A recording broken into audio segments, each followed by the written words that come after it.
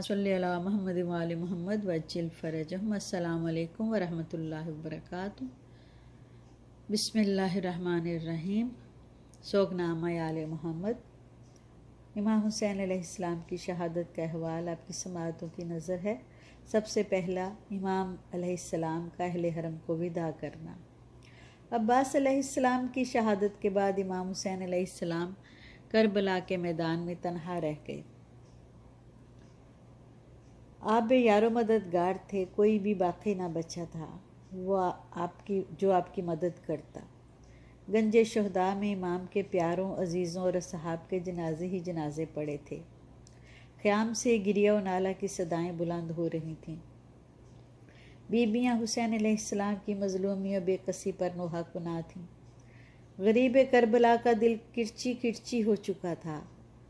جہاں اپنے پیاروں کی شہادت نے امام مظلوم کو ملول خاطر کیا ہوا تھا، وہاں پر اہل حرم کا عالم غربت میں ہونا غریب کے لیے پریشانی کا سبب بنا ہوا تھا۔ اسی احساس کے پیش نظر امام علیہ السلام نے صدائے نصرت بلند کرتے ہوئے فرمایا، ہے کوئی حرم رسول صلی اللہ علیہ وآلہ وسلم کی حمایت و دفاع کرنے والا؟ ہے کوئی اللہ تعالیٰ کی خوشنودی کے لیے ہمارے استغاثہ پر لبیک کہنے والا؟ اس کے بعد غریب کربلا نے بچوں اور بیویوں کو وداع کیا اور ان کو صبر و استقامت کی وصیت کی۔ پھر آپ نے اپنی صابرہ بہن سیدہ زینب سے فرمایا، اے میری بہن، مجھے کوئی پھٹا ہوا پرانا لباس لا دو جس کی طرف کسی کی رغبت نہ ہو، میں اسے پہن لوں تاکہ میری شہادت کے بعد کوئی اسے میرے بدن سے نہ اتارے اور مجھے برہنہ نہ کیا جائے۔ عقیلہ بنی ہاشم نے چند لباس لا کر مظلوم کربلا کی خدمت میں پیش کیے۔ امام نے ایک کرتا شلوار کو دیکھا تو فرمایا، یہ لباس ذلت و خواری کو ظاہر کرتا ہے، یعنی دشمن اتار لیں گے۔ آپ نے ایک اور پرانے لباس کو پکڑا اور اسے جگہ جگہ سے پارا پارا کیا اور لباس کے نیچے زیب تن کیا۔ اس کے بعد ایک اور لباس منگوایا اور اسے بھی پارا پارا کیا۔ اس کی وجہ یہ تھی کہ یہ ظالموں کے لیے رغبت کا سبب نہ بنے۔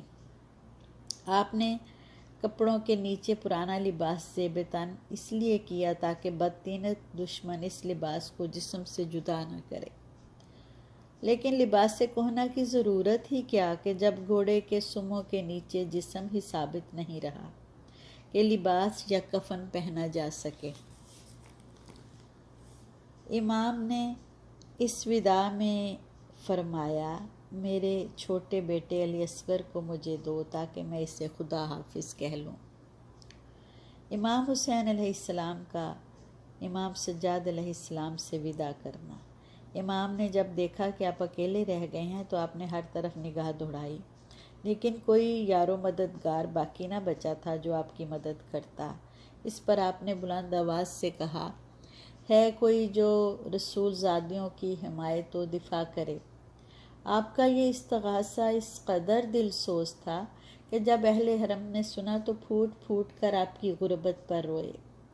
اس وقت چوتھے امام سید الساجدین سخت بیمار تھے۔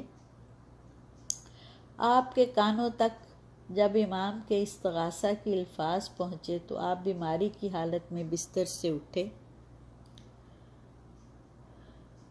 اور پریشان حالی میں خیمہ سے باہر آئے۔ آپ اس قدر ضعیف ہو چکے تھے کہ آپ میں تلوار اٹھانے کی ہمت نہ تھی۔ جناب سیدہ ام کلثوم نے زور سے کہا، سجاد، خیمہ میں واپس چلو۔ امام سجاد نے فرمایا، پھوپھی اماں، مجھے چھوڑ دیں، میں فرزند رسول کے ہم رکاب دشمنوں سے جنگ لڑوں۔ امام حسین علیہ السلام کی سید سجاد پر نظر پڑی تو آپ نے فرمایا، اے ام کلثوم، ان کی حفاظت کرو، کہیں زمین آل محمد صلی اللہ علیہ وآلہ وسلم سے خالی نہ ہو جائے۔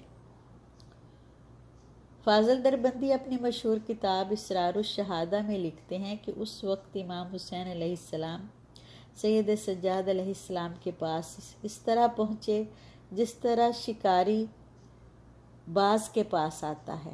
آپ سید سجاد علیہ السلام کو خیمہ میں لے گئے اور فرمایا، اے میرے لال، آپ کیا کرنا چاہتے ہیں؟ امام سجاد علیہ السلام نے عرض کیا، بابا جان، آپ کے استغاثہ نے میری رگوں پر چھری چلا دی، میرے دل کو زخمی کر دیا۔ اب صورتحال میری برداشت سے باہر ہے۔ میں چاہتا ہوں کہ میدان میں جاؤں اور اپنی جان کو راہ حق میں قربان کروں۔ امام حسین علیہ السلام نے فرمایا، اے میرے فرزند، تم بیمار ہو، لہٰذا تم پر جہاد واجب نہیں ہے۔ تم تو میرے شیعوں کے لیے حجت خدا اور امام وقت ہو۔ تم تو 8 اماموں کے باپ اور بیواؤں اور یتیم بچوں کے سرپرست ہو۔ تم نے ان کو مدینہ پہنچانا ہے، اور زمین حجت خدا اور امام سے خالی نہیں رہ سکتی۔ امام سجاد علیہ السلام نے عرض کیا، بابا جان، آپ میری آنکھوں کے سامنے شہید کیے جائیں، میں یہ دیکھتا رہوں، کاش میں زندہ نہ ہوتا اور آپ پر قربان ہو جاتا۔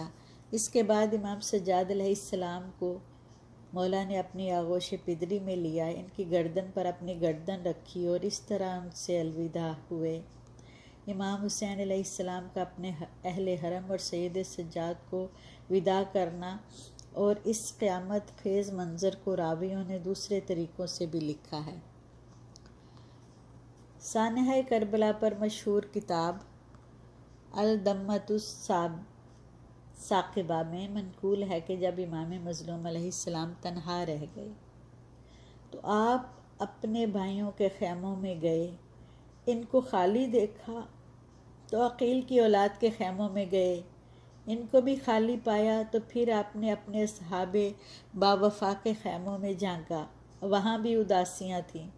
آپ اس وقت اس جملہ کو بار بار دہرا رہے تھے، لا حول ولا قوت الا باللہ العلی العظیم۔ اس کے بعد آپ مستورات کے خیموں میں گئے اور آپ سجاد علیہ السلام کے خیمے میں پہنچے۔ آپ نے دیکھا کہ سید سجاد علیہ السلام کے اوپر بیماری کا سخت حملہ ہے۔ آپ شدید بیماری کی وجہ سے کھال کے بنے ہوئے بستر پر فرش پر پڑے ہوئے تھے اور دکھوں کی ماری زینب عالیہ السلام اللہ علیہ بیمار بھتیجے کی تیمارداری میں مصروف تھیں۔ سید سجاد علیہ السلام کی نظر اپنے غریب باپ پر پڑی تو آپ نے امام وقت کا اٹھ کر استقبال کرنا چاہا، لیکن بوجہ نکاہت اٹھ نہ سکے۔ آپ نے اپنی پھوپھی زینب سلام اللہ علیہ سے فرمایا، پھوپھی اماں مجھے سہارا دیں۔ بی بی نے سید سجاد کو سہارا دے کر بٹھایا تو امام حسین علیہ السلام نے اپنے بیمار بیٹے کی احوال پرسی کی۔ امام سجاد نے کہا، اللہ تعالیٰ کا لاکھ لاکھ شکر ہے۔ اس کے بعد امام سجاد علیہ السلام سے پوچھا، بابا جان، ان منافقوں کے ساتھ آپ کی جنگ کہاں تک پہنچی؟ امام حسین علیہ السلام نے فرمایا، بیٹا، ان پر شیطان غالب آ چکا ہے، یہ لوگ خدا کو بھول چکے ہیں۔ ہمارے اور ان کے درمیان سخت جنگ جاری ہے اور کربلا کی زمین خون سے رنگین ہو چکی ہے۔ امام سجاد علیہ السلام نے پوچھا، بابا جان، میرے چچا عباس کا کیا بنا؟ سیدہ زینب کو اس سوال نے پریشان کر دیا اور آپ کے چہرے پر آنسو جاری ہو گئے۔ آپ نے ان روتی ہوئی آنکھوں سے مظلوم کربلا کے چہرے کی طرف دیکھا کہ بھائی بیمار کربلا کو کیا جواب دیتے ہیں۔ سیدہ زینب سلام اللہ علیہ نے حضرت عباس علیہ السلام کی شہادت کی خبر امام سجاد علیہ السلام کو نہ دی تھی کہ کہیں غازی کی شہادت بیمار کربلا کی بیماری میں مزید اضافہ کا باعث نہ بنے۔ امام حسین علیہ السلام نے فرمایا، اے میرے بیٹے، آپ کے چچا شہید ہو گئے اور فرات کے کنارے ان کے ہاتھ کاٹ دیے گئے۔ انا للہ و انا الیہ راجعون۔ الا لعنۃ اللہ علی قوم الظالمین۔ باقی احوال